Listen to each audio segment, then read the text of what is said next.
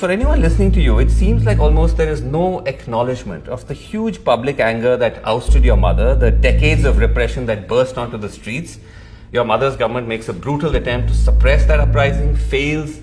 She has to leave the country. No remorse for any of that?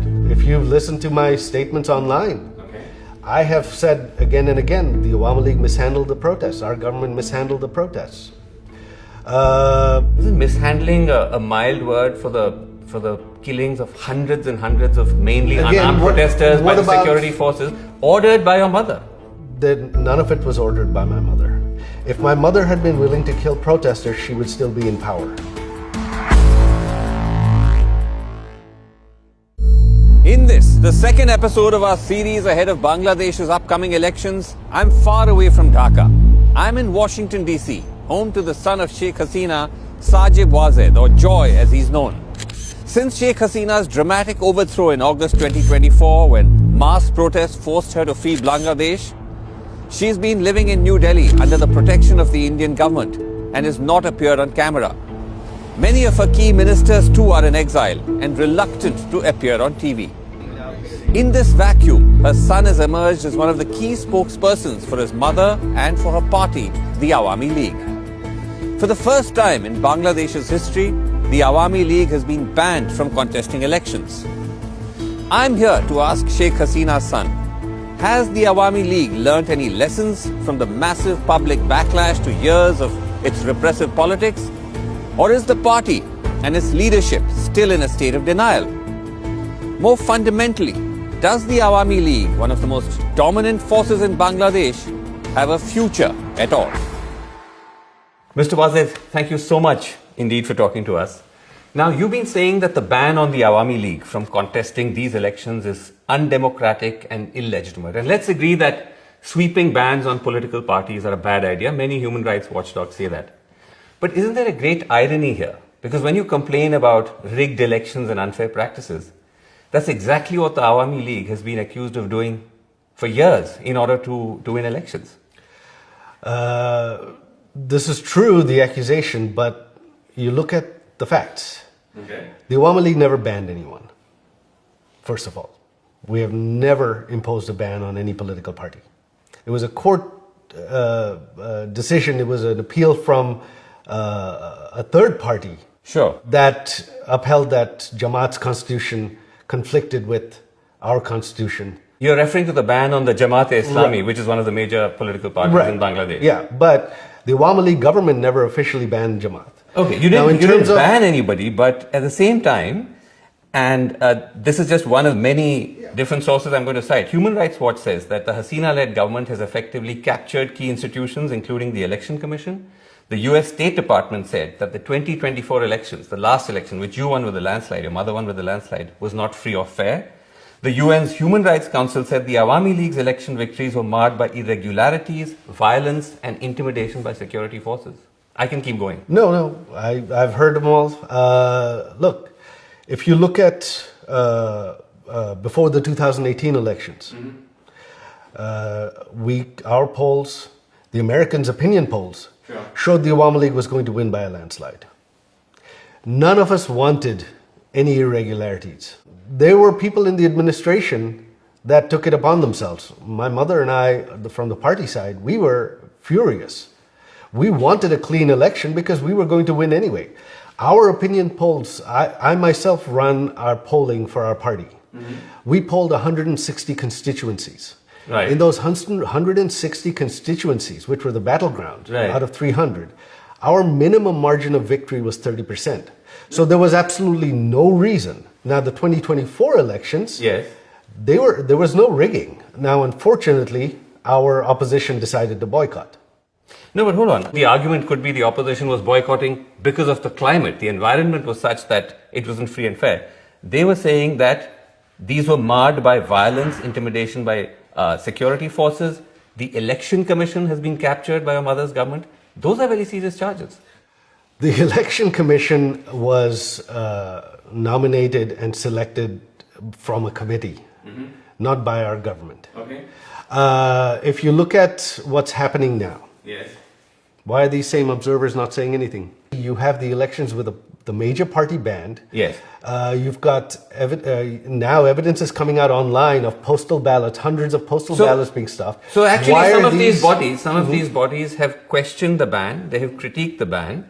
But as I said, that doesn't take away from the fact that the Awami League's own record when it comes to elections is marred not just by irregularities. These are serious malpractices. But I want to move on. I want to come back to the ban. Because one of the reasons for the ban is the government says you're inciting violence in these elections. And that's true, isn't it? Because you've said in interviews that we will not allow elections without the Awami League to go ahead. We will do whatever it takes. If the government's crack down on our protests, then it's going to lead to violence. I'm warning of it. Right. You stand by this. But yes, well, when you push someone into a corner, what's going to happen? We don't want violence. We're not even being allowed to protest. So what violence is the Awami League committing right now? I'm talking about the threat. Yes, I understand. What I'm saying is if you back someone into a corner, you do not leave them any options. What are they going to do? The option could be to tell your protesters or your supporters not to respond to provocation. As a responsible political party, you can say, let me just make the argument. You can tell your supporters, don't take the violent path, regardless of the provocation. Because otherwise, you're actually making the government's case for them. Because they will look at what you're saying and say, listen, this is why we need to ban them, because the Awami League has gone rogue. So again, anything that this regime is doing, all the violence they have committed, that's okay? Two wrongs don't make a right. Right now, you have, since the protests of last July, hundreds of our activists have been killed. 30 some odd have been killed in custody. A Hindu gentleman, a minority leader of our party, was killed in jail under custody just the past week. So you say two wrongs don't make a right. When you suppress someone by force, you do not give them any other option. What's going to happen? No, but Mr. Wazed, don't you believe that by using this kind of rhetoric, you are actually then endorsing the view that the Awami League deserves to be banned? Because of, as I said, the fact that you're holding out this threat of violence. Let us contest or else. I did not threaten violence. I said that if you suppress the protests with violence, of course there will be violence. I did not ask my protesters to attack. Okay, you're now somewhat quibbling with semantics. But when you said that there hasn't been any violence so far, authorities in Bangladesh actually say that's not true. They say the Awami League was behind the assassination of the youth leader Sharif Osman Hadi just weeks ago while he was campaigning in Dhaka. Is that true? Was the Awami League behind his killing? Of course not. Look, if we had the ability to conduct killings in Bangladesh right now, you think this regime would still be standing? No. Right now, the Awami League, we do not have the violent personnel, if you will, that perhaps some other organizations have. Not according to the police in Dhaka. They said the shooter, if I can just finish, the shooter was directly involved with the student wing of the Awami League, the Chhatra League. They say that Hadi was killed because he was an outspoken critic of your party. It was an act of political vendetta. I don't know who the shooter is. There have been many names that have been floated. They have named so many people who have nothing to do with it. As far as our student wing was concerned, there were so many young people involved with it, especially when we were in government. Was he really involved? How involved was he? Did he hold a post? They're pinning the blame on everything to the Awami League. But it's a fair assumption to make, isn't it, Mr. Wazed? Because on one hand, you say that there is the possibility of violence, the threat of violence, and then you actually do have an actual act of violence. My threat of violence is from protests. So the dots do get joined? No, they don't, actually. I don't see how. Again, do you see the Awami League even out on the streets in Bangladesh? That's not even happening. We have tens of thousands behind bars. Every time we've tried to protest, they've just arrested everybody. Okay. So the Awami League is not involved in any violence whatsoever. Our campaign now is asking people not to vote in these rigged elections. That's what we're doing. Okay, but let me ask you this. For anyone listening to you, it seems like almost there is no acknowledgement of the huge public anger that ousted your mother, the decades of repression that burst onto the streets. Your mother's government makes a brutal attempt to suppress that uprising, fails. She has to leave the country. No remorse for any of that? That is not true. If you've listened to my statements online, I have said again and again, the Awami League mishandled the protests. Our government mishandled the protests. Isn't mishandling a mild word for the killings of hundreds and hundreds of mainly unarmed protesters by the security forces, ordered by your mother? None of it was ordered by my mother. If my mother had been willing to kill protesters, she would still be in power. You look at what's happening in Iran right now. Are they able to do anything? No. My mother's statement. Yes.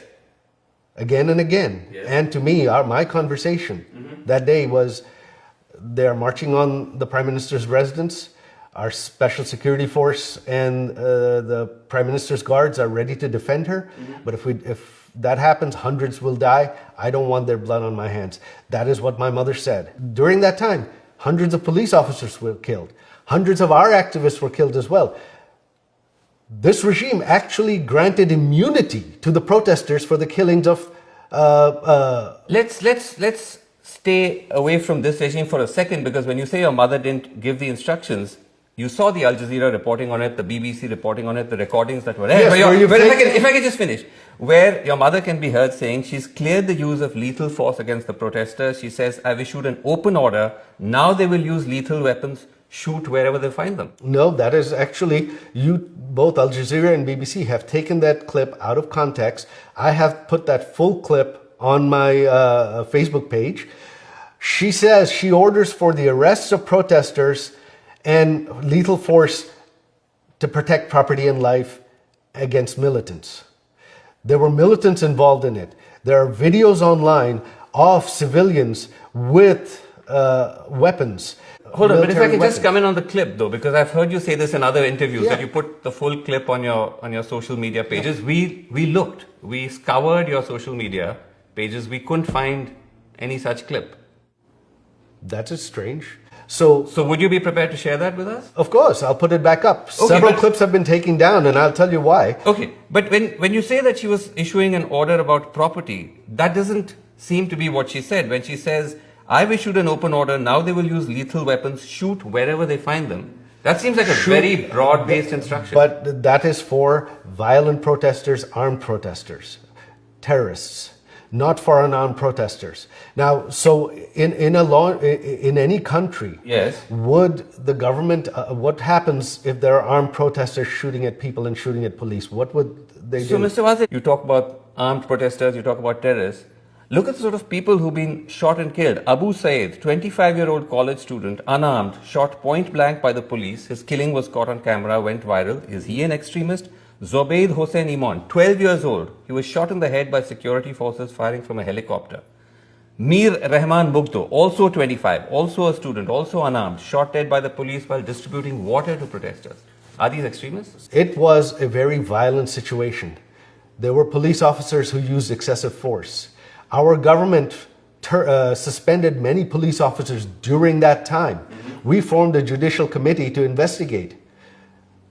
Why weren't those investigations continued? Would you be willing to apologize to the families of all of these protesters, including Zobaid Hossein Iman, Mir Rahman Mugdo, Abu Said? Would you be willing to apologize? My mother met with Abu Said's family right after it happened. She already met with them. Okay.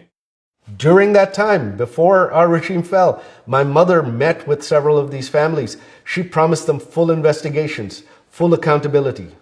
But for the most part though, multiple investigations, multiple watchdogs have found that the majority of the 1,400 who were killed were innocent, unarmed protesters. So that's a huge... Yes, I know. But according to the government's own number, the number is about 800. Which is also a big number. I understand, but the 1,400 number comes from until August 15th. Our government fell on August 5th. Who killed the people from August 5th to 15th? But Mr. Wazed, they're still finding bodies. I know. They're still finding mass graves which are connected to the uprising. That is completely being set up by this government. No, there are no mass graves. You're denying the mass graves? I have not heard of mass graves. Okay. Well, there's one that was just discovered with 114 bodies this month. What about the 500 people that were killed after our government fell? Who killed them? Why were who killed them? Again, respectfully, No, this is whataboutery, though. You're talking about the 1400 number. Look, justice must be equal. You cannot have one-sided justice. One-sided justice is not justice. Okay, but shouldn't the justice, Mr. Wazed, also extend to the political leadership? Because if I can finish, the UN investigation found that they were able to establish that the serious abuses against protesters by security forces occurred with the full knowledge, coordination and direction of the political leadership, which obviously includes your mother. That is a complete fallacy. I know the UN report is biased. Again, like I said, the UN report lists 1,400. It includes deaths after our government fell, and they've blamed our government for it. How is that a fair report? So you reject the UN report, you reject the BBC and Al Jazeera recordings. No, it's a question of being very selective with what you accept and what actually, it's the BBC and Al Jazeera that have been selective. Okay. And we have provided full clips online. We have provided pictures online of other people that were killed. We have provided pictures and of police officers that were killed. As I said, those clips we are not able to find. We'll receive them from you. But I want to come back before I move on to the fundamental point you're making. You're saying that then your mother is not at all accountable for all of those killings. That is not what I'm saying. All of the excesses. No, that is not what I'm saying at all. State power. What I'm saying is this. We did not grant immunity to anyone. We wanted justice for everyone. Anyone who was responsible for any deaths. What you including have now, her. What about that justice? Because my mother did not order any killings. My mother did not want any deaths. As I said, there is the audio, there is the UN report. You reject both of them. No, the audio includes my mother. Okay, let me move on, Mr. Wazed, because it's not just charges of repression. Party leaders, including you, your family members, face allegations of embezzling billions of dollars from Bangladesh. You've personally been charged with accumulating illegal wealth running into millions of dollars, which Bangladeshi authorities say we've used to buy homes, including here in America. Right. Is that true? Where are these homes? You're in my house. This is the only home I own. I applied and got my US citizenship earlier this year. Now, if I had hidden wealth, if I had all these illegal properties, how would I receive US citizenship? The FBI investigated me. Where is it? Allegations are easy to throw around. They have not been able to name one business, one instance where any of my family has been involved in corruption. Okay, if that's the case, if the allegations are so bogus, why is it that your cousin Tulip Siddique, who's an MP in the UK, resigned as minister from the Starmer cabinet? Because she's also been accused of the same allegations. Yes, that was because of political embarrassment. This was a smear campaign against her. To date, the government of Bangladesh, this regime, the Anti-Corruption Commission, they have not provided one shred of documents, one shred of evidence. They have not even provided us anything. But surely, if it was so insignificant, the charges, someone who's a minister in the UK cabinet wouldn't have to resign. I mean, obviously that suggests that there must have been something substantial or something. No, she was cleared by the UK watchdog. They investigated her and cleared her. So how did the UK watchdog resign? She resigned to avoid embarrassment, to avoid embarrassing the government. But the UK watchdog cleared Tulip of any irregularities. How did they clear her? Okay, what about then the Awami League minister, the former minister, who was found to have 360 houses in the UK? Those properties are now being frozen. That's not bogus. What do I have to do with him? He was a minister in your mother's cabinet. I can't be responsible for, my family can't be responsible for everyone. Now, but was your mother aware, was your government aware that you had a minister? Because this is the wider allegation, that it was not just the family, it was everyone. Were they aware that this gentleman was acquiring 360 houses in the UK? Bangladesh is a poor country. Well, from what I understand, though, that gentleman, his family is wealthy for generations. They have properties in the US, properties in the UK that they've been investing for years. That's what I know. So you're saying that all of these 360 houses were bought from his personal wealth, because the UK authorities don't think so. They froze them. Well, that I don't know. That's between... I can't keep track of him. This is all I know is that his family, they've been business people for decades. Did your mother take any action against him? We didn't know of these allegations until now. The allegations actually surfaced when you were in office, when your government was in office. The first reporting on it came out before the July uprising? It came out towards the end of 2023 and early 2024. Unfortunately, I don't know anything about that, so I can't really answer on that. But doesn't that concern you, though, that when you look at this sort of evidence, it does suggest that there was arguably very high-level corruption within your mother's government? Again, were there corrupt people there? Probably. But in any country, corruption 100% is impossible to control. We did try. We brought many people to justice. But again, my mother was focused on development. Okay, let me ask you about something else, Mr. Wazed, which is another big emerging story, which is to do with the worsening tensions between India and Bangladesh, two otherwise friendly countries. And the main trigger is your mother's presence in India, where she's now been for 1.5 years. Bangladesh wants India to extradite her because of the charges she faces. India has so far said no. Surely this is an untenable position. Is there a plan B? Plan B to what? To the fact that your mother is in India, how long that's going to be possible for her to stay there? Because I'm assuming that wasn't the first option, that she was going to end up staying there the whole time. No. India was meant to be a transit point, if I'm not mistaken. No, that's a misconception. No, India is actually the safest country in the world for her. So the idea from the beginning was for her to just remain in India throughout? Look, this was not a planned situation anyway. This happened on the spur of the moment. Okay. India was the best safe haven for her. My mother wants to go back home. She wants to retire. She doesn't want to live abroad. But I'm saying that's not an option, obviously, at the moment. No, not at the moment. It will be at some point. But I'm saying that the time when you actually came, or when she came to India, the reporting was that she was looking for a safe haven in a country that would be less geopolitically sensitive than India, because her presence in India obviously escalates frictions with Bangladesh.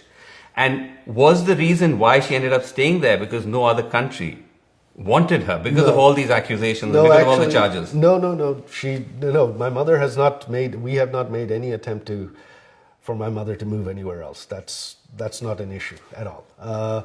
India is the safest country in the world for her, but the tension isn't because my mother is there. The tension is because the rise of terrorism.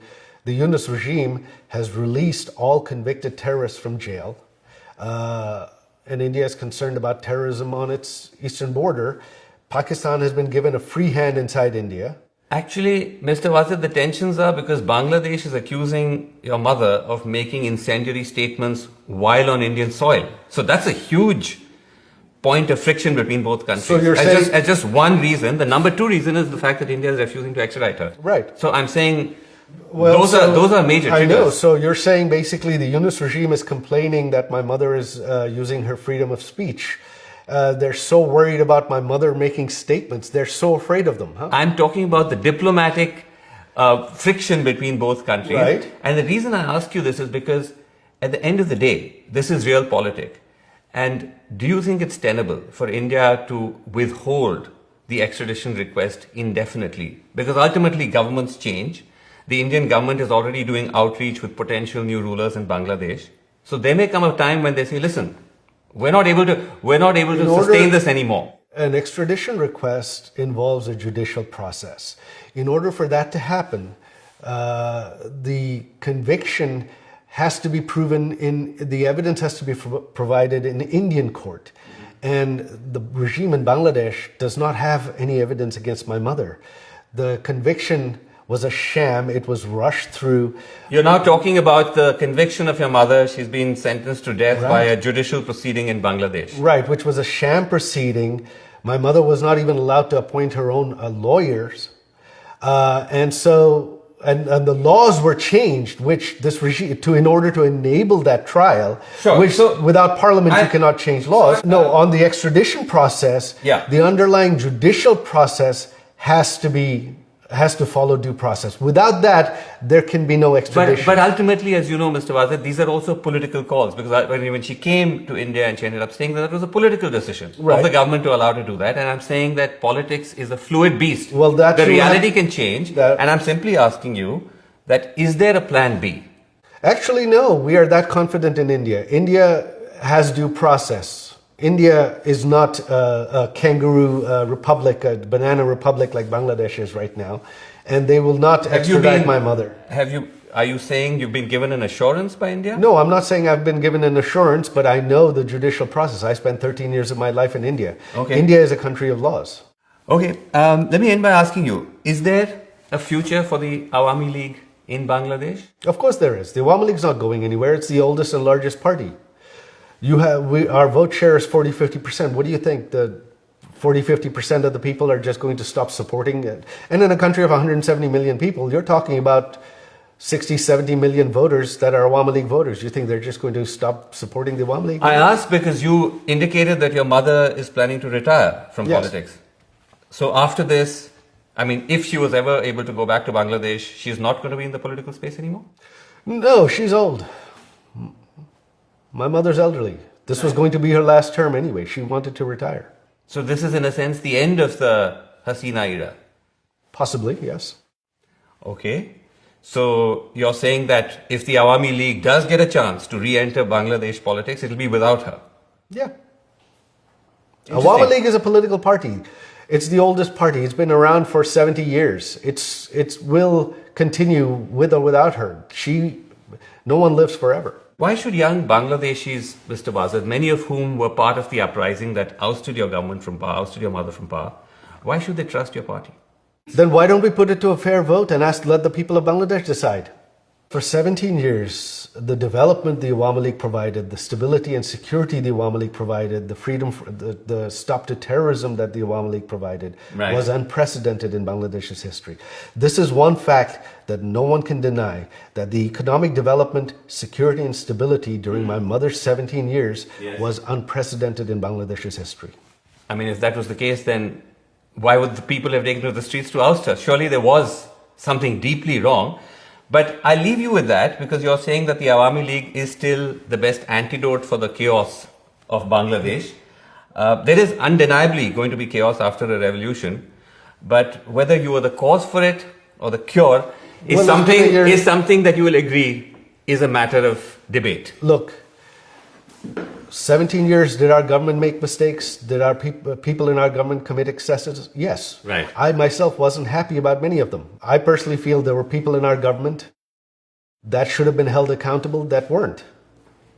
Isn't that possible? But again, no, because look at the past 1.5 years. What do you have? Things are much, much worse. The economy has crashed.